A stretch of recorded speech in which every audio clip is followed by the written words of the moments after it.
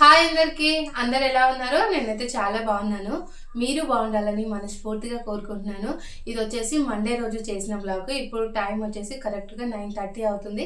ఇక ఇప్పుడైతే నేను వంట చేద్దామని కిచెన్లోకి అయితే వచ్చిన. ఈరోజు ఏమేమి కర్రీ చేయాలనుకుంటున్నానంటే ఫస్ట్ ఒకటి వచ్చేసేమో పప్పు చారు, తర్వాత ఇంకోటేమో పాలకూర ఫ్రై చేద్దాం అనుకుంటున్నా. ఇంకా అన్నం కూడా వండలేదు. అన్నం వండాలి, పప్పు చారు చేయాలి, పాలకూర ఫ్రై చేయాలి. ఈరోజు ఇంట్లో అయితే చాలా పనులు ఉన్నాయి. ఏమేమి పనులు ఉన్నాయంటే ఫస్ట్ అయితే వంట కంప్లీట్ చేసుకున్న తర్వాత విషమ్మకి కన్నయ్యకి స్నానాలు చేయించాలి. తర్వాత ఈ రోజు సోమవారం రోజు అప్లోడ్ చేసే వీడియోకి వాయిస్ చెప్పుకోవాలి. తర్వాత పిల్లల్ని కొద్దిసేపు చదివించాలి. ఆ తర్వాత మురుకులు అయితే చేయాలి. నిన్న కారపప్పులు చేయడం అయితే అయిపోయింది. ఇంకొక 1 kg ఒక 1/2 kg అంతా పిండి అయితే ఉంది. ఆ పిండితోని ఇక నేను మురుకులు అయితే చేసేస్తాను. అందుకే గ్యాస్ కూడా అక్కడనే పెట్టినా. ఇక్కడ గ్యాస్ అయితే లేదు, చూస్తున్నారు కదా ఇక్కడ ఎంత ఖాళీగా అనిపిస్తుందో గ్యాస్ లేకపోతే. ఈ రోజు అయితే పొద్దున్నే 6 o'clockకి లేచి ఇంట్లో పనులన్నీ ఒక 9:30 వరకు వంట కంప్లీట్ చేసుకున్న తర్వాత 10 వరకు వీడియో వాయిస్ చెప్పుకొని ఆ తర్వాత మురుకులు అయితే తొందరగా మురుకులు అయితే తొందరగా చేద్దామని అనుకున్నాను. కాకపోతే ఏమైందంటే నైట్ మొత్తం నాకు అసలు సరిగ్గా నిద్రనే లేదు. ఎప్పుడైనా సరే చెప్తాను కదా, నాకు ఎప్పుడు ఏవేవో కళలు వస్తుంటాయి. ఆ కళల వల్ల నేను సగం మెలుకున్నది తెలియదు, సగం నిద్రపోయింది తెలియదు. కాకపోతే నాకైతే మెలుకున్నట్టే అనిపిస్తుంది. మళ్ళీ తర్వాత ఆ కళలు ఏమైనా గుర్తుకుంటాయంటే అవి గుర్తుకు కూడా ఉండవు. మార్నింగ్ లేచేసరికి ఏమేమో అనిపిస్తుంది. ఇక అట్లా డిస్టర్బెన్స్ స్లీప్ ఉంటుంది. ఇక దాంతోపాటుగా నేను ఏంటంటే మురుకులు చేసేసిన కదా, మురుకులు చేసే వరకు ఈవినింగ్ 5 అయిపోయింది. ఆ 5 తర్వాత ఇక మళ్ళీ కొద్దిసేపు ఇంట్లో పనులన్నీ చేసుకున్న వరకు 6 అయింది.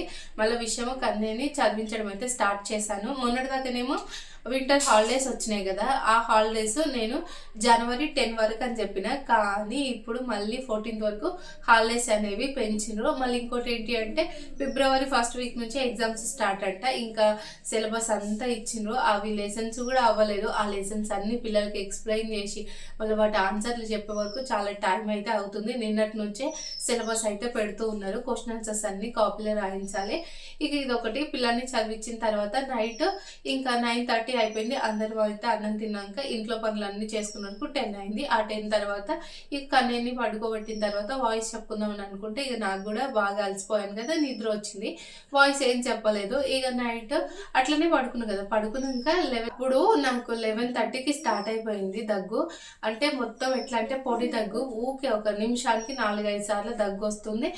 గొంతులో మొత్తం ఏదో కుచ్చుకున్నట్టుగా అనిపిస్తుంది. 11:30 నుంచి తీసుకొస్తే 2:30 దాకా అదే పని. ఊకే ఆ దగ్గు రావడము, నాకు నిద్ర రాకపోవడము. ఆ తర్వాత నేను ఆ దగ్గు వస్తుందని చెప్పిన కదా, ఫస్ట్ ఏం చేసిన అంటే 11:30కి లేచి ఒకసారి టానిక్ అయితే తాగిన.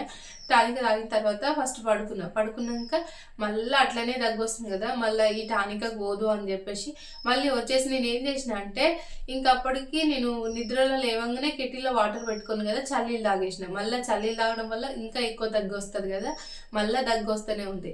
అస్సలు ఆ దగ్గు పోతలేదు, మళ్ళీ నిద్ర వస్తలేదు, మళ్ళీ మా పడుకున్న వీళ్ళందరికీ డిస్టర్బెన్స్ అవుతుంది. ఇక మళ్ళీ ఏం చేసిన, ఇక ఈ దగ్గు తగ్గుతట్లేదు అని చెప్పేసి ChatGPTని అడిగిన అనమాట. వెంటనే దగ్గు ఎట్లా తగ్గాలి అని చెప్పేసి ఇంకా ChatGPT కొన్ని చెప్పింది. ఫస్ట్ ఏమో వామ్ వాటర్లో హనీ వేసుకొని తాగిన కదా, అట్లా తగ్గలేదు. మళ్ళీ తర్వాతనేమో అల్లం టీ అన్నది. అల్లం టీ లేదా మిరియాల రసము. ఇక ఆ చీకట్లో అల్లం టీ మిరియాల రసం ఏం చేస్తా అని చెప్పేసి ఇక మళ్ళీ చూస్తే వేడి వాటర్తోని కొంచెం ఆవిరి పట్టినట్టుగా చేస్తే దగ్గుపోతుంది అని చెప్తే అట్లా కూడా పోలేదు. ఇక మళ్ళీ కిచెన్లోకి వచ్చేసి 2-3 మిరియాలు ఉంటాయి కదా, అది దవడకు పెట్టుకొని చిన్నగా కొరుకుతూ వాటి రసం అంతా పీల్చేసుకున్నాను. అట్లా 11:30 నుంచి 2:30 వరకు అయితే మస్తు సఫర్ అయిన దగ్గుతోని. ఇక మా వాళ్ళందరూ మంచిగా ప్రశాంతంగా పడుకురు.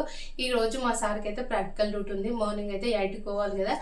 మొన్ననేమో 9:30కి 9 o'clock అట్లా లేచేది. ఎందుకంటే 10:30కి స్కూల్ కదా. ఇక మళ్ళీ ఆయన పొద్దున్న లేవడా అని చెప్పేసి మళ్ళీ మా సార్ ఏమనంటే నన్ను మార్నింగ్ 8కి నేను స్కూల్ పోవాలి కాబట్టి నన్ను 6:30 నుంచి 7 o'clock మధ్యలో నిద్ర లేపు అని చెప్పాడు. ఇక నేను నైట్ అంతా ఈ దగ్గుతోనే బాధపడ్డా. మళ్ళా తర్వాత నేను పడుకున్న తర్వాత ఏవేవో పిచ్చి కళలు. ఆ కళలల్లా నేను ఏదో పని చేస్తున్నట్టు, నాకు ఎంతెంతో డిస్టర్బ్ అవుతున్నట్టు, అది ఇది ఏవేవో కళలు. ఆ కళల వల్ల మళ్ళీ స్లీప్ అనేది లేదు. ఇంకోటి ఏంటంటే బెడ్షీట్ ఏంటంటే మస్తు సలు పెడుతుంది, అది కొంచెమే ఉంటుంది. ఆ అందరం దగ్గరికి ఇట్లా పడుకోవడం వల్ల ఒకళ్ళు పిల్లలు మెసులుతా ఉంటే మనకు మెలకు వస్తూ ఉంటుంది. అట్లా ఇంకోటి ఫస్ట్ ఏమో దగ్గు, తర్వాతనేమో డిస్టర్బెన్స్ స్లీపు, తర్వాత పిల్లలు నుసలడం, ఇక 4వది వచ్చేసి అట్నో ఇట్లనో పడుకున్నట్టున్నా. టైం ఎంత అవుతుందో తెలియదు. ఇక పొద్దుగాల 6 గంటలకి అలారం అవుతుంది. అలారం మోగుతుంటే మా సార్ని లేమని చెప్పిన. ఇక మా సార్ ఏమనంటే 6 అవుతుంది కదా నువ్వు లేచి స్విచ్ చేయన్నాడు. మా సార్ అట్లనే పడుకోడు. ఇక నేను లేచి వాటర్ స్విచ్ వేసినాక తర్వాత ఒక 2 అవర్స్ అన్న కొంచెం రిలాక్స్ పడుకుంటాను అనుకునేసరికి మా సార్ ఏమన్నాడు తెలుసా, 6:30కి లేపన్నాడు. ఇక మరి ఇప్పుడు ఆయన 6:30కి లేపాలంటే మళ్ళీ నేను 6 గంటలకు లేచిందని పడుకోవద్దు కదా. మళ్ళీ 6:30కి మా సార్ని 6:30 అవుతుంది లే అని చెప్తే ఇప్పుడు కాదు కానీ 7:30కి లేపన్నాడు. ఇక మళ్ళీ అట్లనే ఇక అట్నే ఆలోచిస్తూ బెడ్ మీద 7:30 అయింది. 7:30 అవుతుంది లేసారంటే ఇక 7:30కి మా సార్ లేచిండు. ఆ తర్వాత ఒక గంట సేపు అన్నా కూడా 8:30, 9 వరకల్లా కొంచెం అన్నా పడుకుంటాను, బాడీ పెయిన్స్ ఉన్నాయని అనుకుంటే ఇక మా సార్ ఏమో ఇక నేను పోతున్నా నువ్వు లే అని చెప్పిండు. అప్పటికి మా సార్ ఏమనుకుంటారంటే నేను మంచిగా పొద్దున్న నుంచి అప్పటికి మా సార్ ఏమనుకుంటే నైట్ నుంచి పొద్దున 8 గంటల వరకు నేను మంచిగా రిలాక్స్గా నిద్రపోయానని మా సార్ అనుకుంటారు. ఇక ఇంత నిద్ర డిస్టర్బెన్స్ ఉంటే అసలు ఏ పని చేయబుద్ధి కాదు. ఇప్పుడు పొద్దుగాల లేవంగానే కొంచెము రిలాక్స్ అవ్వాలి అని చెప్పేసి కొంచెం మంచిగా పాటలు విన్న తర్వాతనే నా రొటీన్ అయితే స్టార్ట్ చేసిన. మరి మీ అందరికీ కూడా ఇట్లా డిస్టర్బెన్స్ స్లీప్ ఉంటుందా? ఇక మళ్ళీ డిస్టర్బెన్స్ స్లీప్ అంటే మళ్ళీ మనని డిస్టర్బ్ చేసే మనుషులు గట్ల ఉంటుంది ఇక పరిస్థితి. ఇక వంట అయితే చేద్దాము. ఫస్ట్ అయితే కుక్కర్లో పప్పు అయితే పెట్టిన. పప్పు హీటర్ మీద పెడతా.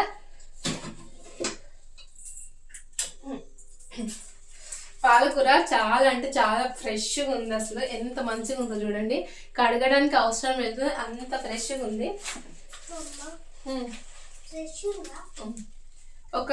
ఈ 3 కట్టలు పాలకూర ఫ్రై చేస్తాను. ఈ ఒక్క కట్ట మురుకులు చేయడానికి అయితే ఉంచుతాను. ఎట్లాగో ఇక్కడ లేదు కదా ఇది. ఇక ఇప్పుడైతే పాలకూర కట్ చేస్తున్నాను. చూస్తున్నారు కదా, ఏదైనా ముచ్చట నేను కెమెరా ఆన్ చేసి చెప్తున్నాననుకో, ఆ ముచ్చట నేను ఒక 3, 4 నిమిషాలలో చెప్పలేను. ఇట్లా 7, 8 నిమిషాలు ఇదే చెప్తుంటాను. అందుకే నేను ఎక్కువగా వీడియోలో అయితే మాట్లాడను. ఇలా బ్యాక్గ్రౌండ్లో వాయిస్ అయితే ఇస్తూ ఉంటాను. ఎందుకంటే నాకే భయం అనమాట, వీడియో కొంచెం లెంతీగా అయిపోతుంది నేను మాట్లాడితే అని చెప్పి. ఇక ఇప్పుడైతే పాలకూర కట్ చేస్తున్నాను. ఇంట్లో అయితే ఆనియన్స్ లేవు. మొన్న శనివారం రోజు మా సార్ అయితే మార్కెట్‌కెళ్ళాలి కదా! ఆ రోజు తనేందంటే బాగా చలి పెడుతుంది కదా! నిద్రపోయిండు. 6:00కి 6:30కి అట్లా లేచిండు. లేచిన తర్వాత అప్పటి వరకు మార్కెట్‌లో ఉన్న కూరగాయలన్నీ అయిపోతాయి. మళ్ళా పోతా అని చెప్పేసి అన్నాడు. ఇంకా ఏదో ఫోనొచ్చింది. ఫోన్ మాట్లాడుతూ అట్లనే ఉండిపోయిండు. ఇక మార్కెట్‌కయితే పోలేదు. ఇంట్లో బిల్కుల్ ఆనియన్స్ అయితే లేనే లేవు. టమాటా కూడా అయిపోయింది. ఎప్పుడైనా వీకెండ్ వచ్చేసరికి ఆనియన్స్, పచ్చిమిర్చి, ఆలుగడ్డ, మళ్ళీ అప్పుడప్పుడు టమాటోస్ ఉంటాయి. అయితే ఈ వీకెండ్‌లో ఎందుకు అన్నీ అయిపోయినాయంటే, మొన్న లాస్ట్ శనివారం కూరగాయలకెళ్ళినప్పుడు ఆనియన్ ఉంది అని చెప్పేసి మా సార్ అయితే ఆనియన్ తీసుకురాలేదు. టమాటా 1 కేజీ తెస్తారు కాబట్టి 1 వీక్ 1 కేజీ టమాటాలనైతే యూజ్ చేస్తాను. ఇక ఆలుగడ్డ అయితే ఎప్పటికప్పుడు ఇంట్లో ఎక్కువగానే ఉంటుంది. ఇప్పుడు ఆనియన్స్ లేవు, టమాటా లేదు అని చెప్పేసి అనుకుంటుంటే, సండే రోజు నైట్ అయితే బయటికెళ్ళి వస్తుంటే పాలకూర, తర్వాత టమాటాలయితే తీసుకొనొచ్చిర్రు. అందుకే ఇప్పుడైతే ఆనియన్స్ వేయకుండానే పాలకూర మంచిగా ఫ్రై చేసి, పప్పు చారులోకి గూడా ఆనియన్స్ ఎయలేదు. టమాటా వేసుకొని పప్పు చారైతే చేసేస్తున్నాను. ఈరోజు ఈ వంట ప్రాసెస్ అయితే ఎక్కువ సేపు చూయించలేదు. ఎందుకో తెలుసా? నేను వీడియో స్టార్టింగ్‌లో చెప్పాను కదా మురుకులు చేస్తా అని చెప్పి. మరి ఆ పని తొందరగా కంప్లీట్ చేసుకోవాలి అని చెప్పి ఇక వీడియో గూడా తీయలేదు. వంట అయితే చేసుకున్నాను. అన్నం వండిన, తర్వాత పప్పు చారు చేసిన, పాలకూర ఫ్రై చేసిన, మళ్ళా పెరుగుంది. మళ్ళా నైటే చింతకాయ పచ్చడి పోపు పెట్టిన, అది గూడా ఉంది. ఇక టైం వచ్చేసి 11 అవుతుంది. పిల్లలిద్దరికైతే అన్నం పెట్టాను. వాళ్ళు అన్నం తింటుర్రు. ఈలోగానే మా సార్ అయితే బాక్స్ తెమ్మని ఫోన్ చేస్తే తనకైతే బాక్స్ పెడుతున్నాను.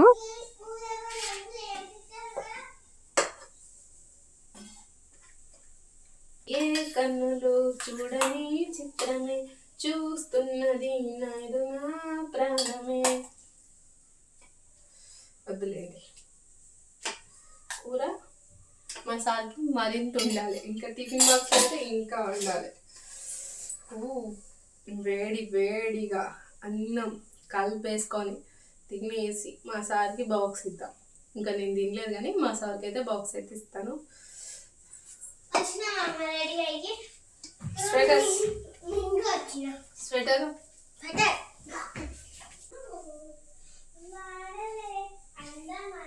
4 కట్టల పాలకూర ఫ్రై చేస్తే గింత అయింది. ఇప్పుడు మా సార్కి కూర అంటే మరింత కలిపి ఏంటంటే బాక్స్ పెట్టాలంట. ఏందో ఏమో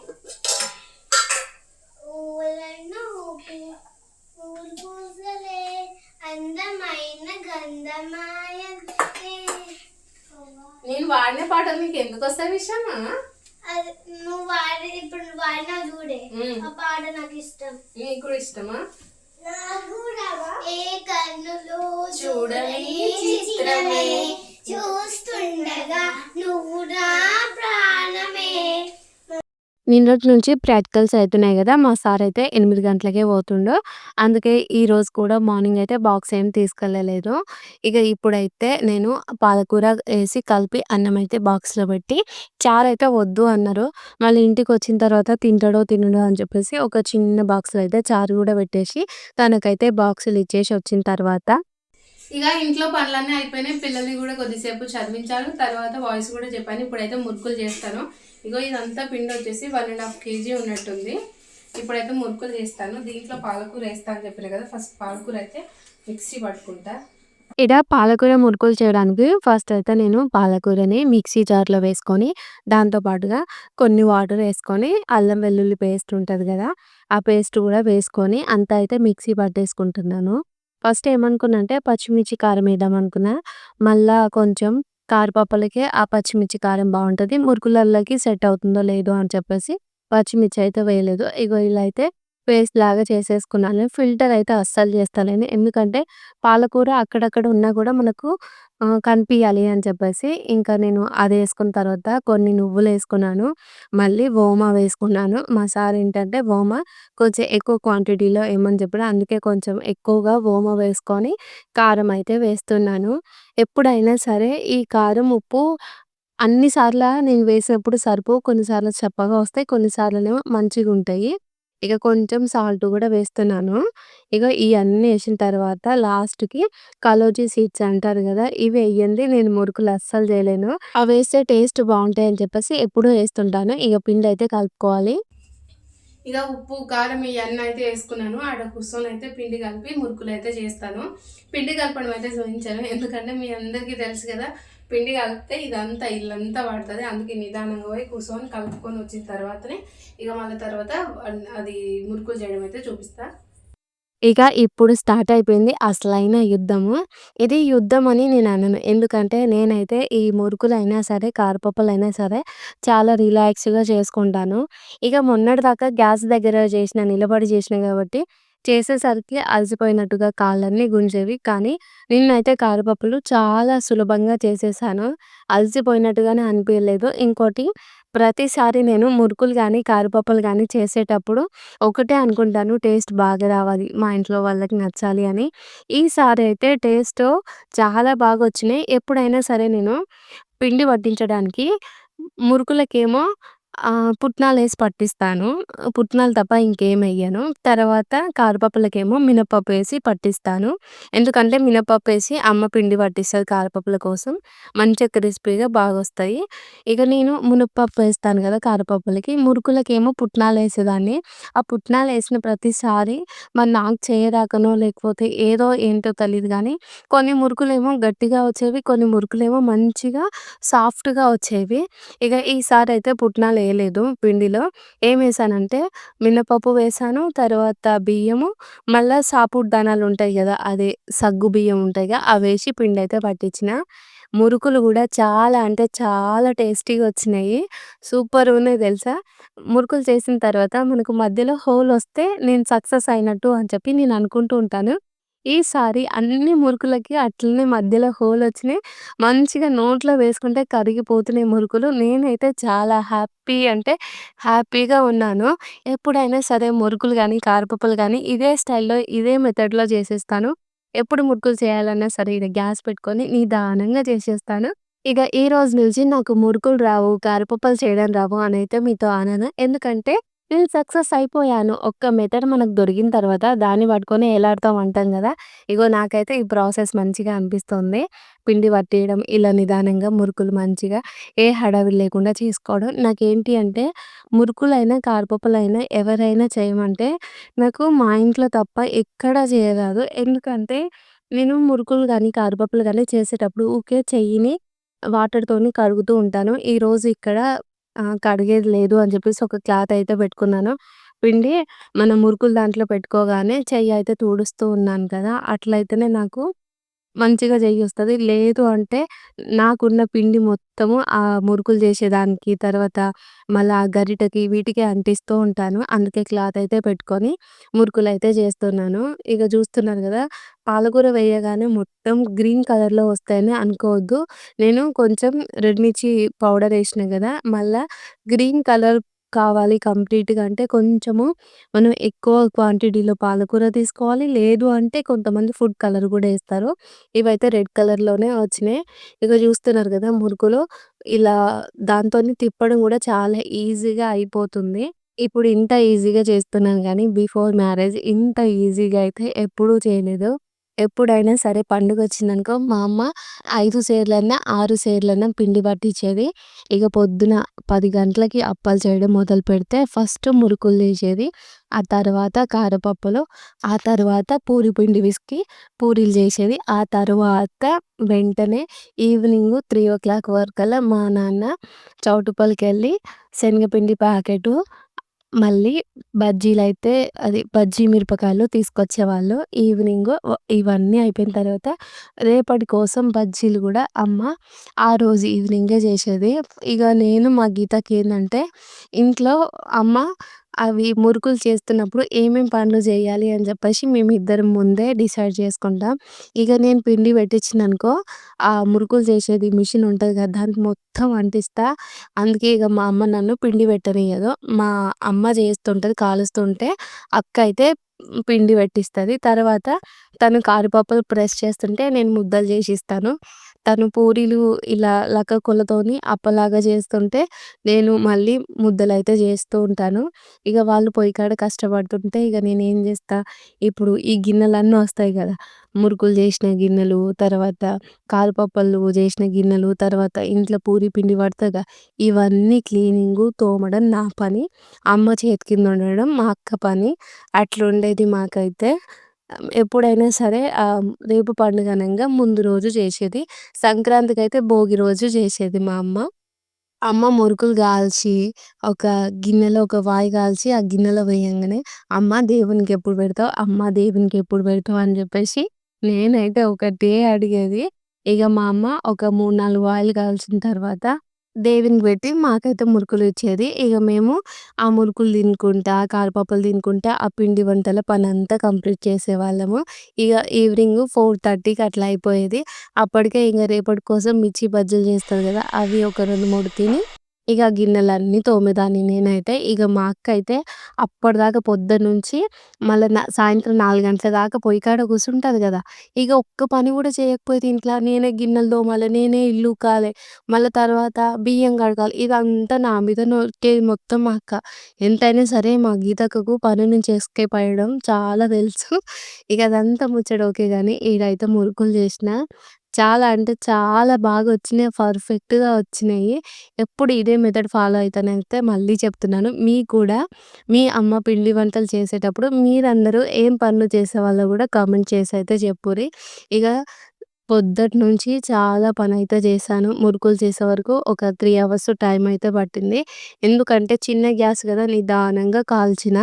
ఇగ మురుకులు చేసిన తర్వాత గిన్నెలు తోమేసి, తర్వాత అప్పటికే ఈవినింగ్ 6 అయిపోయింది. విషమ్మకి, కన్నయ్యకి క్యాంపస్ కేర్‌లో రివిజన్స్ అయితే పెడుతున్నారు గదా! అవి హోంవర్క్‌లయితే రాయించిన తర్వాత వాషింగ్ మిషన్‌లో ఏసి బట్టలైతే ఉతికేసి, బట్టలు గూడా ఆరేసాను. ఈరోజు నేను చాలా అంటే చాలా అలసిపోయాను. ఒక్క నిమిషం గూడా కూర్చోలేదు. లేదు. అందుకే పిల్లల్ని చదివిస్తున్నప్పుడు బాగా నిద్రొచ్చేటట్టుగా ఉంది. కానీ మళ్ళా నేను నైట్‌కి అన్నం, కూర వండాలి గదా! అందుకే ఇంక నేనైతే రెస్ట్ ఏం తీసుకోలేదు. పిల్లల్ని చదివిచ్చిన తర్వాత వాషింగ్ మిషన్‌లో బట్టలేసి, బట్టలారేసి, గిన్నెలు తోమి, మళ్ళా అన్నం వండి, పిల్లలిద్దరికి అన్నం పెట్టి, నేను తిని, మళ్ళా తిన్న గిన్నెలు గూడా తోమేసి, నైట్ బట్టలారేసి, మళ్ళా గిన్నెలన్నిటిని సదిరేస్తున్నాను. ఇప్పటికి టైమొచ్చేసి 9 అవుతుంది.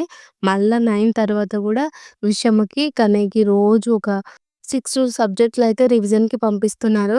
మొన్న రాసిన రివిజన్సే కంప్లీట్ అవ్వలేదు. అంటే రోజు ఇద్దరికి మనము 6 సబ్జెక్ట్‌లంటే 6 గంటలైనా కూసోవాలి గదా! మరి మనం పొద్దున దాకా ఏదో ఒక పని జేసుకుంటాం. 6 గంటలల్లా మనము ఒక 3 అవర్స్ గూడా వాళ్ళతోని కూసోని ఒక 3 అన్నా కంప్లీట్ జేయించలేం గదా! అందుకే నాకు స్కూల్ వాళ్ళ మీద కొంచెం కోపమొస్తుంది. రోజు ఒక 3 పెడితే బావుండు అన్నట్టుగా అనిపిస్తుంది. ఇగ అన్నం తిన్న తర్వాత గూడా మళ్ళీ కొంచెం రీజన్ వర్క్ ఎక్కువగా ఉందని చెప్పేసి విషమ్మకేమో మా సార్ రాయిస్తున్నారు. కన్నయ్యకేమో నేనైతే హోంవర్క్ రాయించాను. ఇంకా రివిజన్స్ అయితే కంప్లీట్ అవ్వలేదు. ఈ 14థ్ వరకు వింటర్ హాలిడేస్ ఇచ్చిండ్రు. ఇక్కడ బీహార్‌లో సంక్రాంతి గూడా రేపే 14 తారీఖు అంటే ఈ వీడియో అప్‌లోడ్ చేసేటప్పుడే మకర సంక్రాంతి హాలిడే ఇచ్చిండ్రు. ఆ రోజే చేసుకోవాలి. ఈసారైతే చాలా సింపుల్‌గానే ఫెస్టివల్‌ని చేసుకుంటాము. పోయినసారిలాగా అంత గ్రాండ్‌గా అయితే ఏం చేసుకోము. ఎవరిని గూడా ఇన్వైట్ చేస్తలేము. ఒక తెలుగు సార్ వాళ్ళ ఫ్యామిలీని తప్ప. ఇగ మా సంక్రాంతి ఎట్లుంటదో నెక్స్ట్ వీడియోలో అప్‌లోడ్ చేస్తాను. మరి మీ అందరికీ ఈ వీడియో నచ్చితే లైక్ చేసి మా ఛానల్‌ని సబ్స్క్రైబ్ జేయండి. మీ అందరికీ భోగి శుభాకాంక్షలు. Okay friends. బాయ్ మరి. Good night.